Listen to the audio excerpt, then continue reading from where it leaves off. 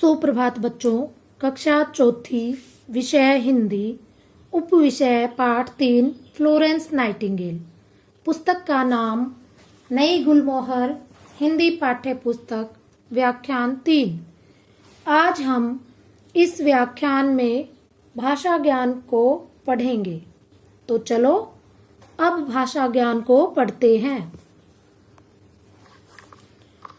भाषा ज्ञान में नंबर 1, वर्ण विच्छेद कीजिए। तो बच्चों, वर्ण विच्छेद यानी कि स्वर और व्यंजन को अलग अलग करके लिखना। क, प्रतिमूर्ति। सबसे पहले हम इसके टुकड़े बनाएंगे, जैसे प्र, ति, मु, र, ति। र की ये मात्रा है यहाँ पर इस प्रकार, प्र, प, जमा र, जमा अ। प्र, ति, त, जमा ई। मु, म, जमा उ। र की यहाँ पर मात्रा है, तो र के नीचे हलंत लगाकर हम लिख लेंगे और इसमें कोई भी स्वर नहीं जोड़ेंगे क्योंकि ये अधूरा है, ये मात्रा के रूप में है। ति, त, जमा ई। इस प्रकार हम वर्णों का विच्छेद करेंगे। ख, परिभाषा। प, रि, भा, शा। तो बच्चों, प जमा अ, प, र जमा ई, री, भ जमा आ, भा, श जमा आ, शा। इस प्रकार परिभाषा। तो बच्चों, इस प्रकार आपको वर्ण विच्छेद अच्छे से समझने हैं।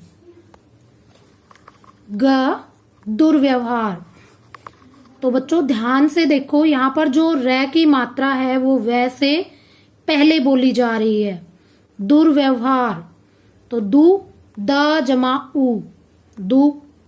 र ये मात्रा है, तो र जमा वै अधूरा है, तो वै के नीचे भी हम हलंत लगाकर ऐसे ही रहने देंगे। य जमा अ, य। फिर है व जमा अ, व। हा, ह जमा आ। र जमा अ। इस प्रकार दुर्व्यवहार का संधि विच्छेद होगा। घ, स्नेह। तो बच्चों इसमें स अधूरा है, तो देखो स के नीचे हलंत लगाकर ऐसे ही रहने देंगे। ने, न जमा ए, ने। ह जमा अ, ह, स्नेह। आशा है अब आप सभी को वर्ण विच्छेद समझ में आ गए होंगे। जहां पर भी अधूरा व्यंजन आपको दिखाई दे उसमें कोई भी स्वर नहीं जोड़ेंगे, कोई भी स्वर की मात्रा नहीं जोड़ेंगे। ठीक है।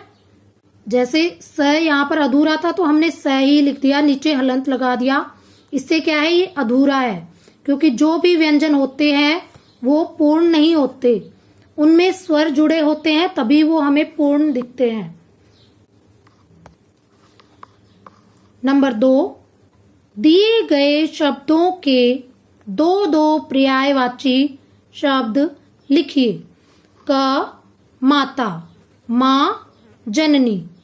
ख, स्त्री, नारी, महिला। ग, दीप, दिया, दीपक।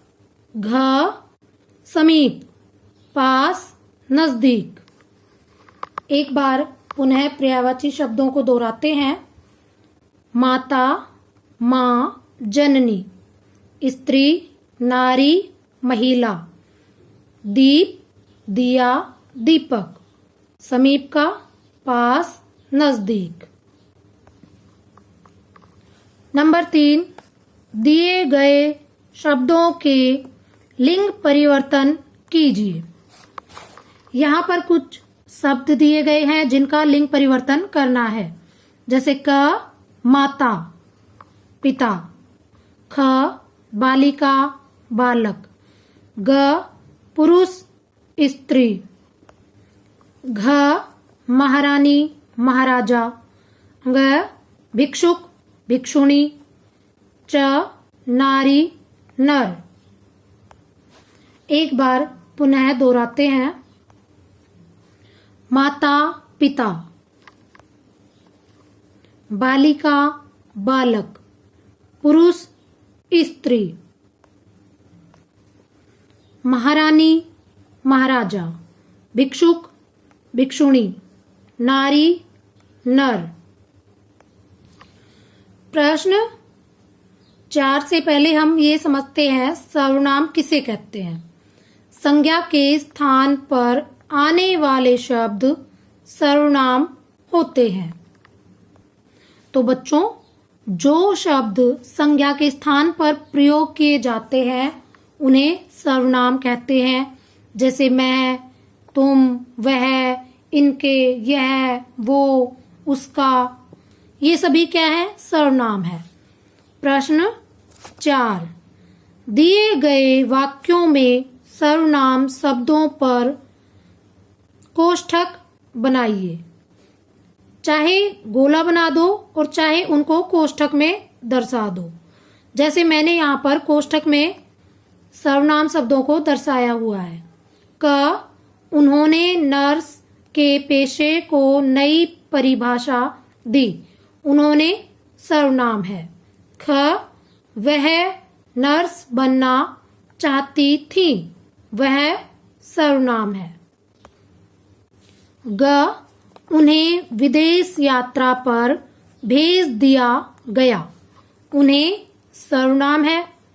घ, सिडनी हर्बर्ट नामक व्यक्ति से इनका परिचय हुआ। इनका सर्वनाम है।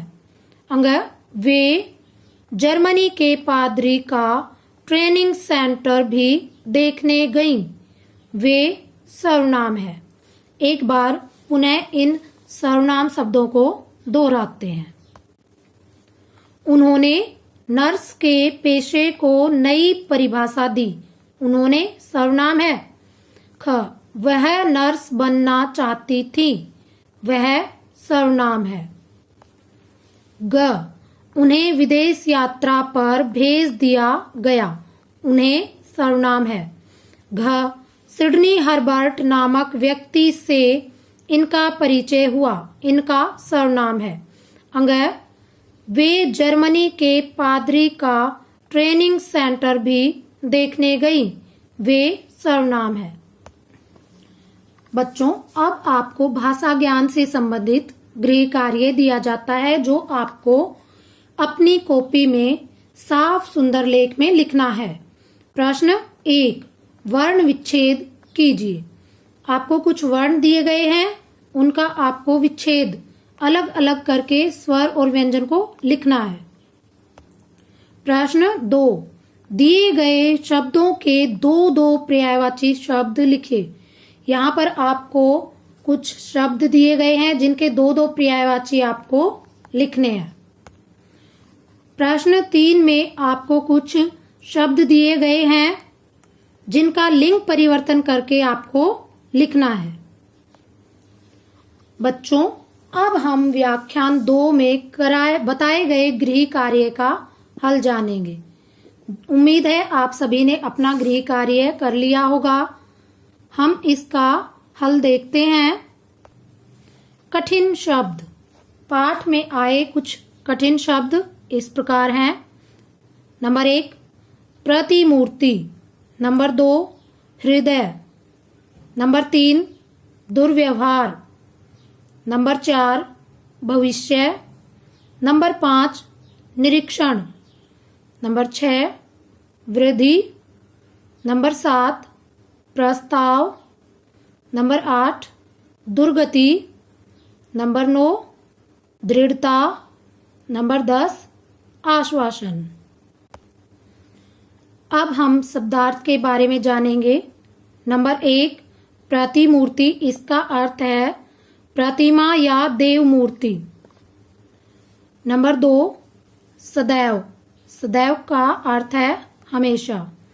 नंबर 3, तड़प। इसका अर्थ है बेचैनी। नंबर 4, दुर्दशा। इसका अर्थ है बुरी हालत, बुरी दशा। नंबर 5, दुर्व्यवहार। इसका अर्थ है बुरा बर्ताव या अनुचित व्यवहार। नंबर 6, अवलोकन। इसका अर्थ है ध्यानपूर्वक देखना। नंबर 7, संवेदनशील, इसका अर्थ है भावुक। नंबर 8 दुर्गति, इसका अर्थ है बुरा हाल। नंबर 9 घोर संकट, इसका अर्थ है बड़ी मुसीबत। नंबर 10 दृढ़ता, इसका अर्थ है मजबूती। नंबर 11 है आश्वासन, इसका अर्थ है भरोसा। नंबर 12 है प्रयास, इसका अर्थ है कोशिश। नंबर 13 है शिविर, इसका अर्थ है सैनिक पड़ाव या खेमा। नंबर 14 है समीप, इसका अर्थ है नजदीक, पास। नंबर 15 है दिलासा, इसका अर्थ है धीरज, ढाढ़स। धन्यवाद।